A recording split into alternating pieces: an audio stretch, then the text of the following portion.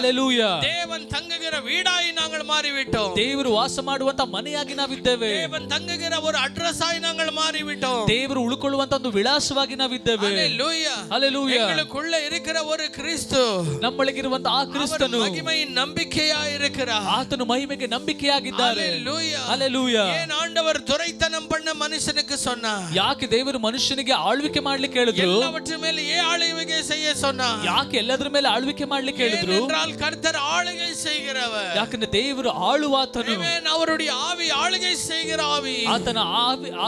ಆತನ ಆತ್ಮದ ಆಳ್ವಿಕೆ ಮಾಡುವ ಆತ್ಮ. அந்த ஆவி உங்களுக்குள்ள வாசம் பண்ணும்போது ಆತ್ಮ ನಿಮ್ಮೊಳಗೆ ವಾಸ ಮಾಡುವಾಗ நீங்களும் கூட ஆளுவீர்கள். ನೀವು ಕೂಡ ಆಳ್ವಿಕೆ ಮಾಡ್ತೀರಾ. இந்த ಕಾಲ நேரத்தில் சொல்றீங்க? ಎಷ್ಟು ಜನ ಈ ಬೆಳಗಿನ ಸಮಯದಲ್ಲಿ ಹೇಳ್ತೀರಾ? ಎದಕ್ಕೂ ಅಡಿಮೆ ಅಲ್ಲ, ನಾನು ಯಾವುದಕ್ಕೂ ದಾಸನಲ್ಲ, ಎದಕ್ಕೂ ಕೀழே ಇಲ್ಲ, ನಾನು ಯಾವುದಕ್ಕೂ ಕೆಳಗಿಲ್ಲ. கர்த்தர் எனக்குள்ள வைத்திருக்கிற ஆவி கனமான ஒரு ஆவி. ஹalleluya, ஸ்தோத்திரம் சொல்லலாம். ದೇವರು ನನ್ನೊಳಗೆ ಇಟ್ಟಿರುವಂತ ಆತ್ಮ ಅದು ಘನವುಳ್ಳ ಆತ್ಮ. எத்தனை பேர் ஆமென் சொல்றீங்க? ಎಷ್ಟು ಜನ ಆಮೆನ್ ಹೇಳ್ತೀರಾ? ಸಂತೋಷமே இல்லையா ಸಭೆಯೇ? ಸಂತೋಷ ಇಲ್ಲ ಸಭೆಯೇ? எனக்குள்ள தேவன் வாழுகிறார். ನಿಮ್ಮೊಳಗೆ ದೇವರು ವಾಸ ಮಾಡ್ತಿದ್ದಾರೆ. கர்த்தருடைய ஆமென் உருவாக்குகிற வார்த்தை இருக்கிறது. ನಿಮ್ಮೊಳಗಡೆ ಉಂಟು ಮಾಡುವಂತ ದೇವರ ಶಕ್ತಿ ಇದೆ. ஆமென். ஹalleluya. ஹalleluya. நாங்கள் உயிரோடு ஆமென் ஏதோ இருக்கிறது என்பதற்காக, ನಮ್ಮೊಳಗೆ ಜೀವಂತವಾಗಿ ಏನೋ ನಾವು ಇದ್ದೀವಿ ಅನ್ನೋದಕ್ಕಾಗಿ, ಆದರೆ எங்கேயೋ ஒரு இடத்துல கர்த்தருடைய வார்த்தை இல்ல, ಎಲ್ಲೋ ಒಂದು ಭಾಗದಲ್ಲಿ ಕರ್ತನ ವಾಕ್ಯ ಇಲ್ಲ. சுவாசித்த பிறகுதான் நாங்கள் உயிருள்ளவர்களாய் மாறினோம். ಆತನ ಶ್ವಾಸ ನುಡಿದ ನಂತರವೇ ನಾವು ಜೀವವುಳ್ಳವರಾದ್ವಿ. நாங்கள் இன்னைக்கு உயிரோடு நாங்கள் இருக்கிறோம் என்றால் அந்த வார்த்தை எங்களுக்குள்ள உயிரோடு இருக்கிறது.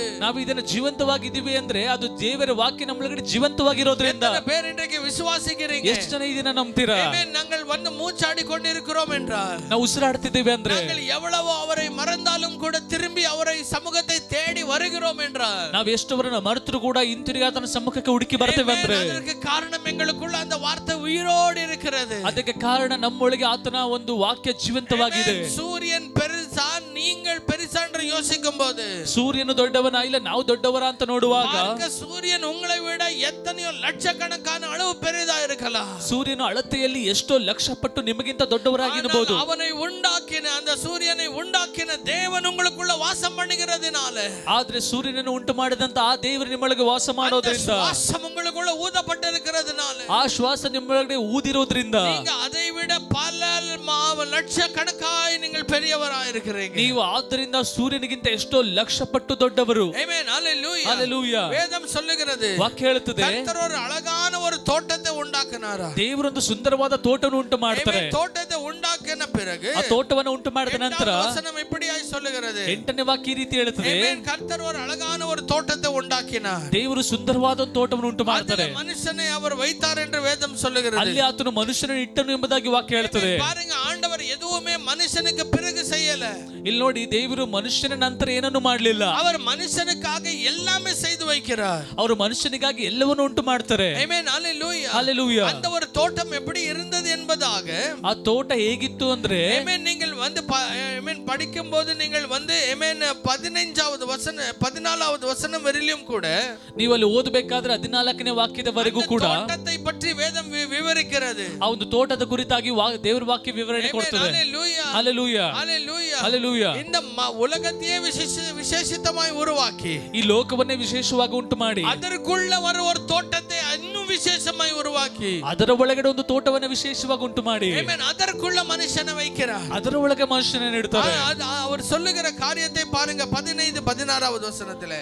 15-16ನೇ ವಾಕ್ಯದಲ್ಲಿ ಅವರು ಹೇಳೋದನ್ನ ಗಮನಿಸಿ, அவர் சொல்லுகிறார், ಅವರು ಹೇಳ್ತಾರೆ, ஆமென், வேதம் சொல்லுகிறது, கர்த்தர் மனுஷனை எடுத்து அந்த தோட்டத்துக்குள்ள வைத்தார். ದೇವರ ವಾಕ್ಯ ಹೇಳ್ತದೆ, ದೇವರು ಮನುಷ್ಯನನ್ನು ತೆಗೆದುಕೊಂಡು ಆ ತೋಟದಲ್ಲಿ ಇಟ್ಟರು. ஆமென். ஆண்டவர் சொன்னார், ದೇವರು ಹೇಳಿದ್ರು, இங்க இருக்கிற எல்லா மரத்தின் கனிகளை நீ சாப்பிடலாம், ಇಲ್ಲಿರುವಂತ ಎಲ್ಲ ಮರದ ಹಣ್ಣನ್ನು ನೀವು ತಿನ್ನಬಹುದು, ಆದ್ರೆ நல்லது கெட்டதையும் அறிவு உண்டாக்குற இந்த மரத்தின் கனியை நீ சாப்பிடக்கூடாது. ಈ ಒಳ್ಳೆಯದ ಕೆಟ್ಟದರ ಅರಿವನ್ನು ಉಂಟು ಮಾಡುವಂತ ಈ ಮರದ ಹಣ್ಣನ್ನು ನೀನು ತಿನ್ನಬಾರದು. இதை சாப்பிட்டால் நீ மரித்து போவாய். ಇದನ್ನ ತಿಂದ್ರೆ ನೀನು ಸತ್ತೋಗ್ತೀಯಾ.